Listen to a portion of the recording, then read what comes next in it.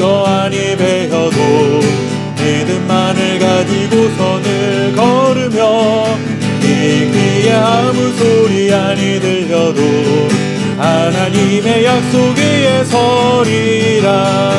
걸어가세 믿음 위에 서서 나가세 나가세 의심 버리고 걸어가세 믿음 위에 서서 눈과 귀에 아무 증거 없어도 내 눈이 보기에는 어떠하든지 이미 얻은 증거대로는 믿으며 이 맘에 의심 없이 살아갈 때에 우리 소원 주 안에서 이루리.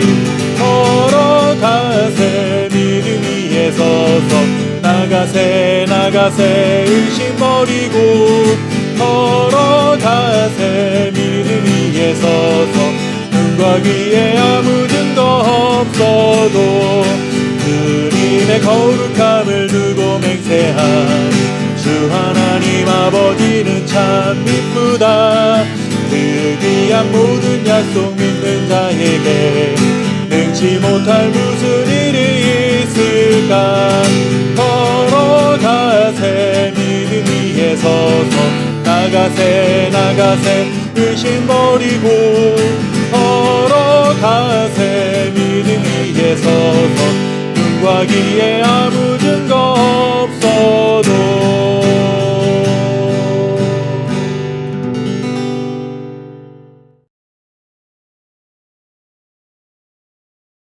드보라가 사람을 보내어 아비노함의 아들 바락을 납달리 게데스에서 불러다가 그에게 이르되 이스라엘의 하나님 여호와께서 이같이 명령하지 아니하셨느냐. 너는 납달리 자손과 스불론 자손 10,000명을 거느리고 다볼산으로 가라. 내가 야빈의 군대 장관 시스라와 그의 병거들과 그의 무리를 기송강으로 이끌어 내게 이르게 하고 그를 내 손에 넘겨주리라 하셨느니라. 바락이 그에게 이르되 만일 당신이 나와 함께 가면 내가 가려니와 만일 당신이 나와 함께 가지 아니하면 나도 가지 아니하겠노라 하니. 아멘. 어떤 일이든 시간이 지나고 반복하다 보면 익숙해지게 됩니다. 익숙해진다 하는 것은 잘못된 것도 그리고 나쁜 것도 아니지만 자칫 익숙함은 우리를 타성해졌게 만들 수 있다는 약점이 있습니다. 타성해졌는다 하는 것은 단순히 익숙해졌다, 친숙해졌다 하는 그런 의미가 아니라 새로운 변화에 대해서 전혀 생각하지도 않고 상상하지도 못하는 상황을 두고 부정적 의미로 사용하는 말이죠. 신앙생활도 마찬가지입니다. 교회를 처음 다니면서 신앙생활을 시작했을 때는 사실 모든 것이 낯설기만 합니다. 기도할 때 두 눈을 감고 손을 모으는 것도 어색하고 아무리 좋은 말씀이다 하더라도 아멘이라고 말하는 것도 쑥스럽고 교회에서만 사용하는 집사님, 권사님, 장로님과 같은 이런 호칭도 자연스럽게 입에 붙지는 않습니다. 특히나 믿음의 대상인 하나님이 어떤 분이신지에 대해서도 잘 알지 못할 뿐더러 눈에 보이지 않는 하나님과 친밀한 관계 안에서 살아간다는 것이 이해가 되지 않고 굉장히 어색하고 낯설게만 느껴집니다. 그러나 교회를 다니는 시간이 길어지고 믿음도 생기고 하나님에 대해서 조금씩 알아가기 시작하면 모든 것이 익숙해지고 친근해집니다. 당연히 이렇게 익숙해지고 친근해져야 하지만 그리고 이런 친밀함을 잘못되었다고 할 수도 없겠죠. 그런데 이러한 친밀함이 신앙생활을 타성해졌게 만들어서는 안 된다 하는 것입니다. 우리가 아무리 하나님과 친밀하게 된다 하더라도 하나님의 생각과 계획과 그의 능력은 무한하시기 때문에 우리가 다 이해할 수 없습니다. 우리가 다 이해할 수도 없고 그리고 헤아릴 수 없다 하는 이 말은 우리가 무엇을 상상하든지 하나님은 그 이상의 것을 상상하실 수 있는 분이시고 그리고 또한 그 모든 상상을 현실로 이루실 수 있는 분이심을 믿어야 한다는 그런 의미입니다. 우리가 현실 세계에 갇혀서 하나님의 지혜와 지식의 범위 그리고 하나님의 능력의 범위를 제한해서는 안 된다 하는 그 말이죠. 오늘 말씀에서 우리는 바락이라는 사람을 만나게 됩니다. 네 번째 사사였던 드보라라는 여자 사사를 도왔던 사람입니다. 하나님께서는 드보라를 통해 바락에게 하나님의 말씀을 전하도록 하셨습니다. 1만 명의 군사를 데리고 가서 가나안 왕 야빈과 그의 군대 장관 시스라를 치라는 것이었습니다. 그러면 그들을 드보라와 바락의 손에 넘겨주겠다고, 그러니까 이 전쟁의 승리는 이스라엘이 될 것이다 하신 이 하나님의 약속의 말씀을 전한 것이죠.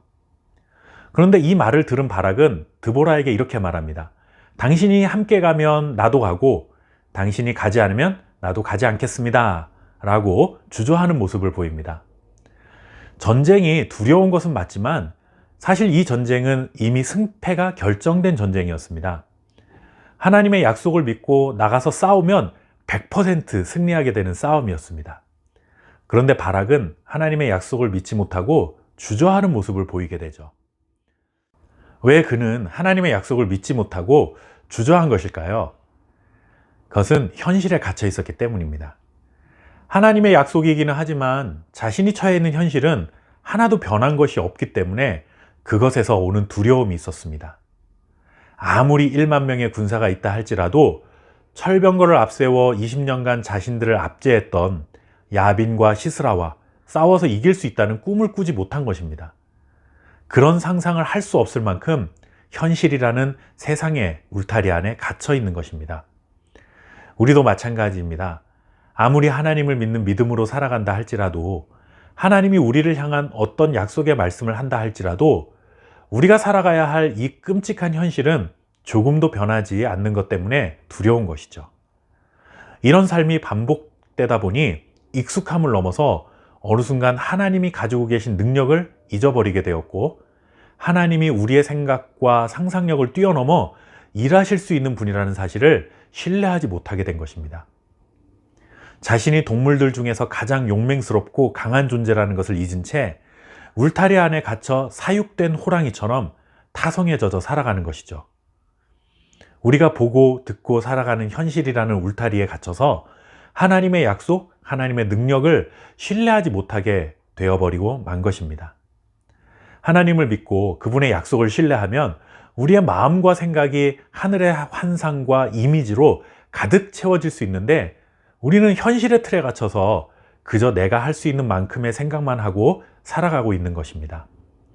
이것은 헛된 꿈에 사로잡혀서 망상 속에 살아가야 한다 하는 그런 말이 아닙니다.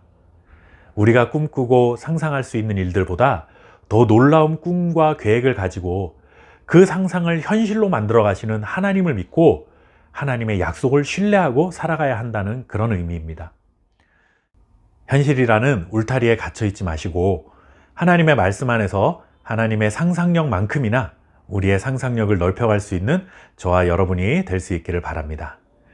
내일은 3월 1일 공휴일입니다. 그래서 하루 쉬고 수요일에 사사기 말씀으로 다시 찾아뵙겠습니다. 감사합니다.